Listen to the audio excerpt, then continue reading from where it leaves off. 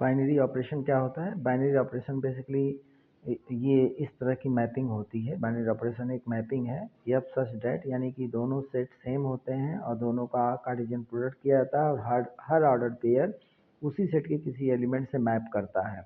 अब यहाँ पे जो ऑर्डर्ड पेयर की बात होती है, जैसे ये भी एक ऑर्डर्ड पेयर है, तो इनके बीच कोई ऑपरेशन होगा, बेसिकली कोई मैथमेटिकल ऑपरेशन होता है। वो ऑपरेशन, उस ऑपरेशन का रिजल्ट जो है वो उसी सेट के किसी एलिमेंट से मैप करता है। तो यहाँ पे जैसे आप मान लीजिए एक अलजेब्रिक स्ट्रक्चर लीजिए n प्लस, तो n प्लस कोई दो इंटीजर आप, कोई दो नेचुरल नंबर n से आप पिक करेंगे, उनके बीच में एडिशन कराएंगे, तो वो यानी कि वो दोनों ऑर्डर्ड पेयर, जो ऑर्डर्ड पेयर के जो दोनों पार्ट हैं वो ऑपरेट कराने के बाद कुछ रिजल्ट देंगे, और वो रिजल्ट क्या होगा, किसी नेचुरल नंबर से मैप करेगा। जैसे 3 + 4 7 हुआ, तो 7 से मैप करेगा आपका।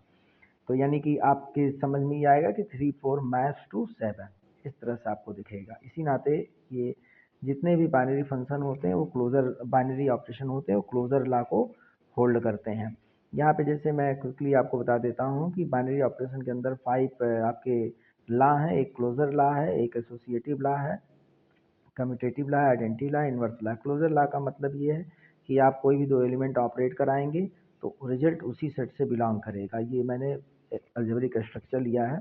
एसोसिएटिव लॉ एज यूजुअल है, जैसे आप हर जगह पढ़ते आए हैं उसी तरह से। कम्यूटेटिव लॉ भी एज यूजुअल है। आइडेंटिटी लॉ में थोड़ा सा है। आइडेंटिटी लॉ क्या है कि आपके सेट के अंदर कोई स्पेसिफिक एलिमेंट होगा जिसको अगर किसी भी एलिमेंट से ऑपरेट कराएंगे, इवन इटसेल्फ ई के साथ भी ऑपरेट कराएंगे, कहने मतलब ए की वैल्यू अगर ई हो तो भी वो उसी तरह मतलब करेगा कि मतलब ए एस्ट्रिक ई इक्वल टू ए, यानी कि ए की आइडेंटिटी को बदलने नहीं देगा।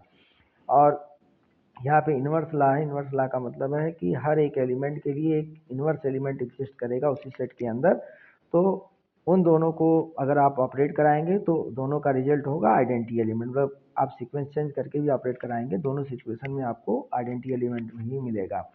यहाँ पे एक महत्वपूर्ण बात है, अगर कोई अलजेब्रिक स्ट्रक्चर सिर्फ क्लोजर लॉ होल्ड करता है तो ग्रुपाइड होता है। अगर इन दोनों लॉ को होल्ड करता है तो सेमी ग्रुप होगा। अगर तीनों लॉ को होल्ड करता है तो मोनाइड होगा। अगर चारों लॉ को होल्ड करेगा तो ग्रुप होगा। अगर पांचों लॉ को होल्ड करेगा तो अबिलियन ग्रुप होगा। इस नाते महत्वपूर्ण है कि ये जो लॉ है इसी सीक्वेंस में याद रखें, तो ये सब आइडेंटिफाई करने में आसानी रहेगी।